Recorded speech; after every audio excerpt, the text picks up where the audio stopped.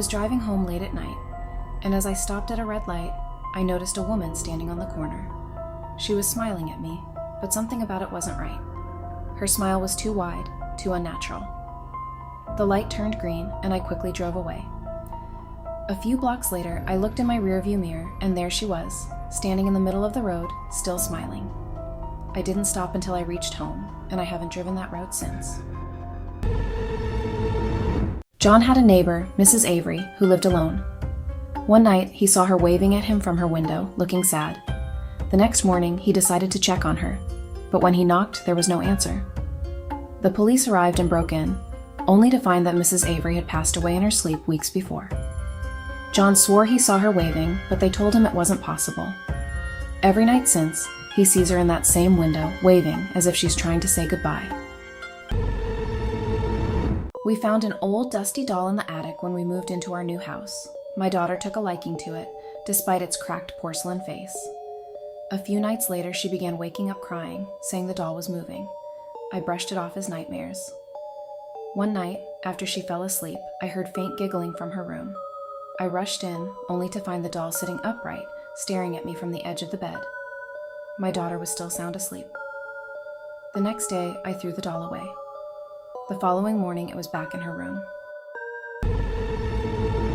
In college, I lived in an old dorm that was rumored to be haunted.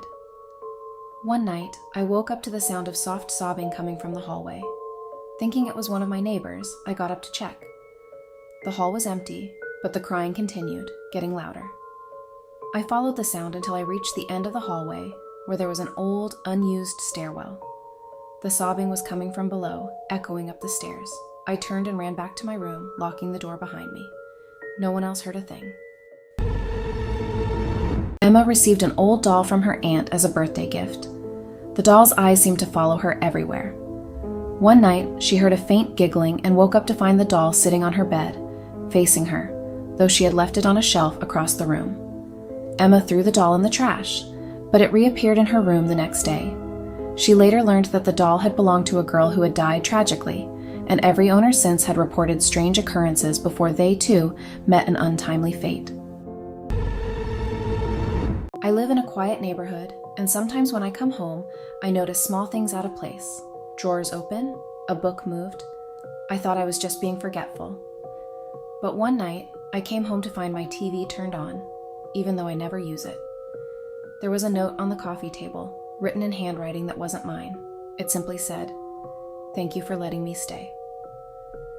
I changed the locks the next morning, but the feeling of being watched hasn't left. I always felt like someone was watching me, but I thought it was just my imagination. Then, one day, I found a small, handwritten note on my car windshield. "I see you," it said. Panicked, I changed my routes, blocked my windows, and reported it, but no one could help. Weeks went by with nothing until I found another note, this time inside my apartment, on my pillow. "I'm closer than you think." I moved out the next morning, and I still don't know who it was or how they got in. I was driving late at night down a deserted highway when I saw someone standing by the side of the road, their thumb out for a ride. Feeling bad, I pulled over. The person got in without a word, sitting quietly in the back seat. As I glanced in the rearview mirror to ask where they were headed, the seat was empty. I swerved in shock, pulled over, and checked the back seat. No one was there. I drove straight home, not daring to stop for anyone again. I was driving home late one night through a country road when a thick fog rolled in out of nowhere. My headlights barely cut through it, and I had to slow down to a crawl. Suddenly, I saw figures moving in the fog, just outside my window, tall, thin, and distorted. They followed my car, keeping pace with me no matter how fast I went. Panicked, I sped up, but they didn't fall behind. Finally, I burst out of the fog, and when I looked back, the road was clear. I never took that route again. When my family moved into our new house, we noticed the attic door was locked from the outside. The realtor said it was just for storage, but my parents could never find the key. One night, I heard a faint tapping from the ceiling. I figured it was just mice, but then I heard something that chilled me to the bone, a soft voice whispering my name. I told my parents, but they didn't believe me. Years later, we found the key, and when we opened the attic, it was empty, except for scratch marks on the inside of the door. My grandmother gave me a porcelain doll when I was little, and I kept it in my room out of respect, even though it creeped me out. One night, I woke up to the sound of something falling. The doll was lying on the floor, even though I always kept it on the top shelf. I put it back, but the next morning it was on my nightstand, staring at me with its glassy eyes. I moved it to the attic, but sometimes I swear I hear it moving around up there at night. I often took late-night bus rides home from work. One evening, I was the only person on the bus except for a man sitting a few rows ahead of me. At the next stop, the doors opened, but no one got on. The bus driver kept glancing nervously in the rearview mirror, and after a few minutes, the man ahead of me stood up and walked off the bus without a word. The driver looked at me and said, "Did you see where she went?" I didn't understand. There was no woman on the bus. I was getting ready for bed when I saw it. A shadow standing behind me in the bathroom mirror. I spun around, but no one was there. I laughed it off, thinking it was a trick of the light. But every night after that, the shadow appeared, growing closer. One night, I couldn't take it anymore. I smashed the mirror in panic. As the shards hit the floor, I heard a whisper, "Now I'm free." Since then, the shadow doesn't appear in mirrors anymore. It lingers in the corners of my home. In my new apartment, I kept hearing strange noises at night, soft, rhythmic breathing coming from the closet. At first, I thought it was my mind playing tricks on me, but every night, the sound grew louder, as if someone was standing inside. One night, I finally gathered the courage to open the closet door, but no one was there. Yet, I still hear it, even after moving all my clothes out. It's as if something or someone is waiting inside. There's a house at the end of my street, abandoned for years. Every kid in the neighborhood says it's haunted, but no one really knew. One evening, my friends dared me to knock on the door. I hesitated but went up the creaky porch steps. As my knuckles hit the wood, the door slowly swung open by itself.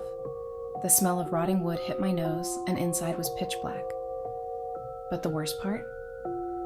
In the darkness, I heard breathing. Slowly, steadily, coming from the bottom of the stairs.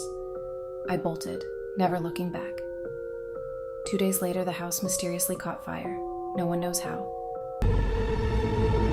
My bedroom window looks out onto the backyard, and I often leave it open for fresh air. One night, as I was lying in bed, I saw a face pressed against the glass, staring directly at me. My heart stopped. I bolted up, ready to scream, but when I blinked, the face was gone. I checked the backyard, but there were no signs of anyone. I've never left the window open at night since.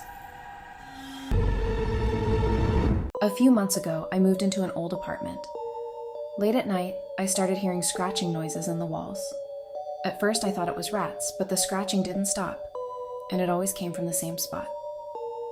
One night, I knocked on the wall where the sound was coming from, and the scratching stopped. For a moment. Then it began again, this time louder and faster. I grabbed a flashlight, and when I shone it on the wall, there were faint red scratch marks that hadn't been there before. I left that apartment within a week. When I was a kid, my parents always told me not to go into the small room at the end of the hall. It was always locked, and they said it was just used for storage. One day, while they were out, curiosity got the better of me, and I found the key hidden in a drawer. I unlocked the door and stepped inside. The room was cold and empty, except for a single rocking chair in the corner.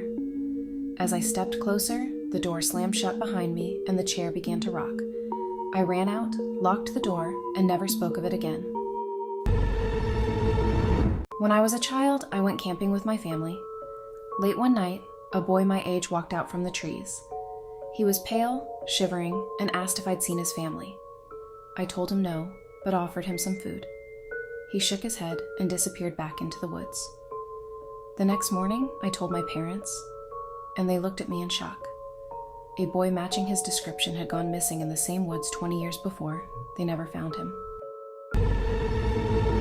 Every night, Paul noticed a strange shadow on his bedroom wall, even though there was nothing to cast it. It seemed to move closer each time he looked away. One night, he decided to stay awake and watch. As the clock struck midnight, the shadow began to stretch across the room, reaching out towards him. He tried to move, but he was paralyzed with fear. The shadow loomed over him, whispering his name. Just as it was about to touch him, the lights flickered, and it was gone. Paul moved out the next day, but he still sees shadows lurking in the corners of his new home. Lucas was waiting for the last train at a deserted station. The platform was eerily silent, and fog hung thick in the air, making it hard to see more than a few feet ahead. When the train finally pulled in, he noticed it was empty. Thinking nothing of it, he boarded, relieved to get out of the cold. As the train started moving, the lights flickered, and he saw shadows of people sitting around him, whispering in hushed tones. Panicking, he moved to another car, but the whispers only grew louder. Suddenly, a cold hand grabbed his shoulder, and a ghostly voice hissed, "You don't belong here." Heart racing, Lucas yanked the emergency brake and fled as the train screeched to a halt. The next morning, he read in the newspaper that a train matching its description had derailed in that area decades ago, killing all passengers. No one had seen a train on that line since. Jenny had always noticed a strange pattern in her town. Missing person posters seemed to appear every week, like clockwork. Curious, she began to pay closer attention. One evening, as she walked past the community bulletin board, she felt her blood turn to ice. There, among the missing posters, was a photograph of herself, dated for the following day. She sprinted home, locking every door and window. That night, as she lay in bed, she heard a faint scratching at the front door, followed by the sound of her own voice whispering, "Let me in." Too terrified to move, she stayed awake all night, watching the door. When dawn broke, the scratching stopped. She cautiously opened the door to find the poster was gone. From then on, Jenny knew she'd narrowly escaped something sinister that still lurked in the shadows. Emily was excited to have a new roommate, Sarah, who seemed nice but was oddly quiet. Every night, Sarah would sit at the kitchen table, staring at a photograph of a smiling family. One evening, Emily mustered up the courage to ask about the picture.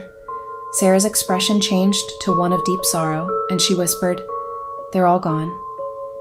The next day, Emily woke up to find all of Sarah's belongings gone, as if she'd never been there. Confused, she asked the landlord, who told her that Sarah had been a previous tenant years ago, but had disappeared under mysterious circumstances. As he spoke, he showed Emily the same photograph Sarah had been staring at. "Sarah was the last of her family," he said. "They all died in a tragic fire. No one knows what happened to her." From that night on, the photograph reappeared on Emily's kitchen table, always facing her. Thanks for watching. Like and subscribe for more.